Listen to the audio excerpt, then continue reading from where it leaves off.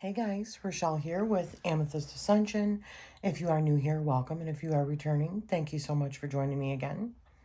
So today I'm going to be doing a hashtag, and I don't have it in front of me like a dingbat. I think it was like hashtag 10 favorites. It was started by Nova from Nova Luna Tarot. I believe that's the name of her channel. And I thought that this was really great. And it is talking about like your 10 favorite tarot cards. So that's really hard. I have probably close to 400 decks now, pretty close too, with decks that I still have that are coming.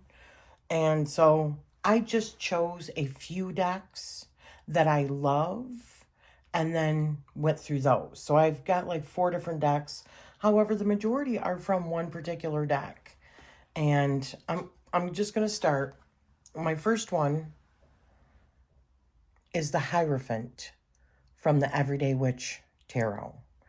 And this was the first time that I seen a deck where the Hierophant was very less traditional, like your popey figure, and it just showed, it really changed my perception. This was pretty early on because I got this pretty early on. I think I was only into tarot less than a year when I got this deck. And so it changed my perception of how I look at the Hierophant. I look at the Hierophant card like it is a teachable moment.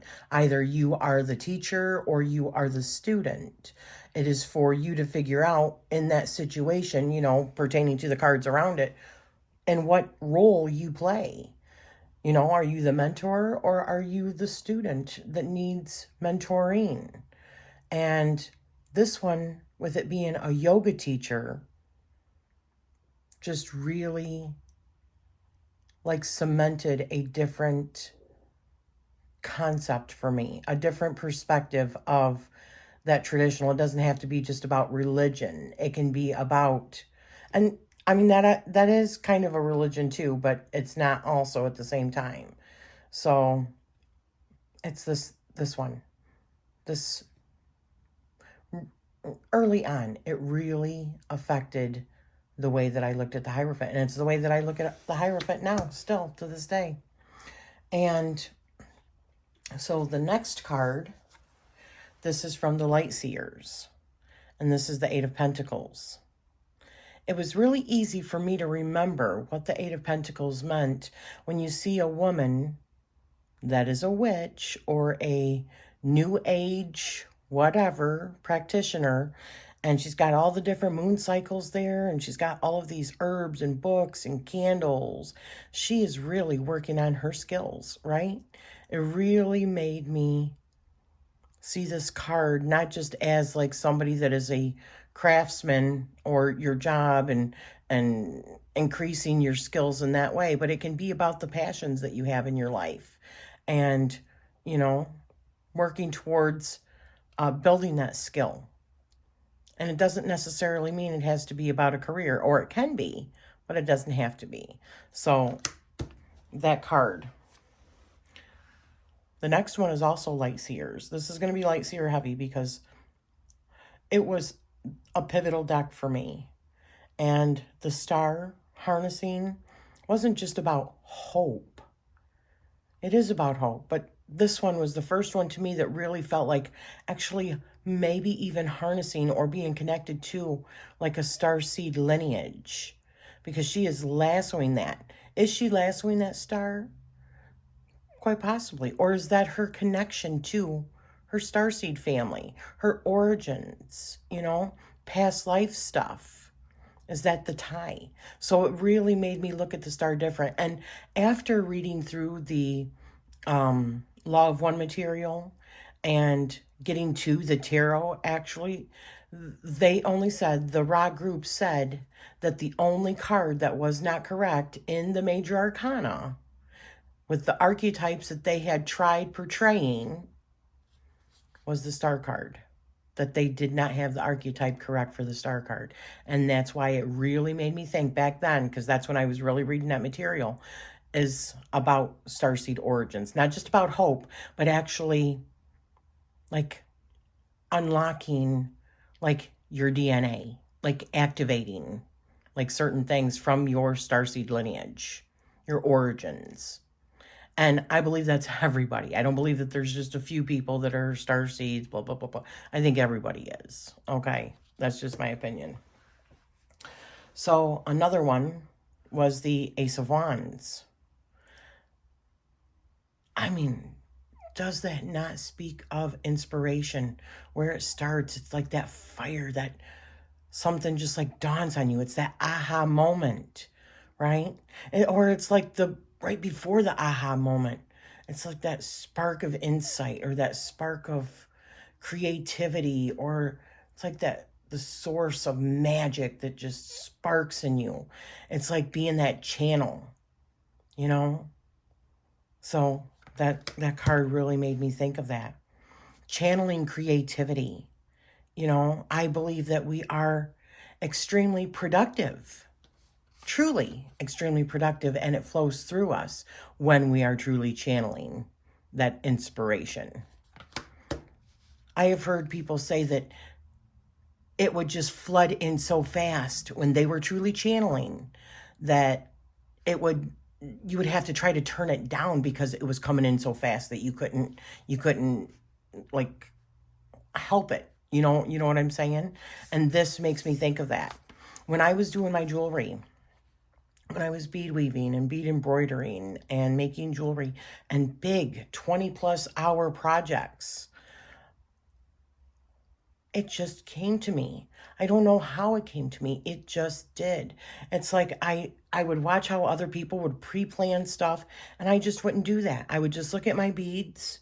I would sometimes close my eyes and feel the textiles and think about a color, or I would envision a color or whatever. And then it's almost like I was in a trance and the stuff would make itself. And it would just happen. It wasn't something, it was just like a channel, right? And it just came so quickly. High production quickly because that channel was so strong. I felt that way the last couple of months with all of my all of my oracle decks. They just finally, because I had been working on several of those or the ideas swirling around in my head for quite some time. Finally, I got out of my own way and I just let it come. And it does seem like it's, just like trying to put out a product, right? Or producing. But no. It's about finally, when that channel opens, you have to like honor it. That's that card. And this one, strength. Strength doesn't come from, in my opinion, being bold and being, it does come from that as well, and standing up for yourself. But sometimes it comes in being vulnerable, allowing yourself to be vulnerable and letting other people see the soft side of you, the gentle side of you, and that's where your strength comes. I think it takes greater strength for that. And this card reminds me of that. And strength to fight that nature sometimes, that other, part of you that just wants to lash out or, whatever. That card. This one, oh my gosh. This Magician. This is one of the cards that made me fall in love with this deck also. Because you don't see all of his, you see like the different elements, right? In the line, in the line of the magic, right? It's being woven by the elements, being woven into the next like existence. It's almost like writing your star map for the day that you're going to be born. You're like putting everything in order. You're like mapping out your destiny, for your next life and stuff. It's just, yeah, I love it. I love it. Okay. Now, the next card is the Ten of Wands out of the Tarot of the She. I used to get this as a stalker card all the time. Not necessarily just in this deck. It wasn't until I got it in this deck I was like, geez, man. And this deck was also crucial to me in a lot of shadow work, you know, about taking on many tasks. The way that you're raised sometimes, you're told that it's your mission to be of service and, you know, that you have to do this for this person. You have to do this for this person. You should be the last person that is, you shouldn't, you know, want things for yourself. You should always be at somebody else's service. Because if you're not, then you're not doing the Christianly thing. And you take on too many things and you're taught that, you know, you could be the difference in somebody else's salvation, right? This card made me realize I don't have to be anybody else's bridge. If I want to do that, that's one thing. But being told that that's what I have to do and to take on other people's burdens like I always would, that's why I had to have this exchange. I had to create these boundaries because I'm telling you, when people would tell me their problems, I would take it on like it was my responsibility. Like I could do something about it. Like once they told me it was my problem now. It was on my shoulders to fix it. So this card, I don't know, mixed with some other cards, that's when I really started recognizing some of my own shadows that I needed to release or recognize and then release and or integrate. You know, integrate. Powerful. A bridge. This one, the Tower card, also from the Tarot of the She. This card was, I would see the Tower and it would be kind of frightening, thinking, oh my gosh, what's going to happen? But seeing this one actually breaking free from like your, okay, sorry, it's like my two lights, overhead lights, are giving me issues lately. And they're like, after being on, because I've been recording for quite a bit, you know, they just like quit on me, like, or overheated or something. So I'm sorry, I had to turn my light on in my room. So you're seeing a little bit of overhead. But the Tower, this particular Tower card made me realize that we have to go through the Tower moments sometimes in order to break free from those old things that are put on us, you know, like you're supposed to behave this way, you're supposed to do this, you should be doing this, you know, and or not liking what you're seeing in yourself and or others as a reflection. Breaking free of that by awareness, and that awareness is what sets you free. So breaking free from their old skin. This deck was pivotal for me. And then let me check the lights really quick. So the last couple of cards that I have, this one is the High Priestess from the Shimmering Veil Tarot by Scylla Conway. This is what I think of the High Priestess. This is kind of like how I see her. It's like that absorbing of knowing. It's like the moon here. It's like, this feels like sacred geometry, which is like the cosmos.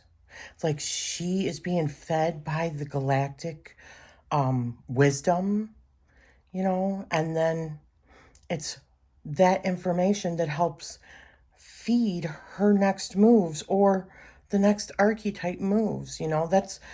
It's through that information, that knowing, that we can take our next steps. But that is like the ultimate, almost like Sophia energy. It feels like Sophia energy to me, like behind the scenes kind of things. And then the last bit, this is 2 cards, but it's kind of like one card. This is the Fool, and this is like the Enlightened Fool, you know. This is like the beginning of that life cycle, and this is like the end. The Fool, the journeyer that goes through life, goes through the tarot, and becomes full of color, full of life experiences that help with our intuition, that help us become this. And the Magician, help us become what we're supposed to be. It's almost like this is the beginning of the life, this is the end of the life, and then you go into another life again.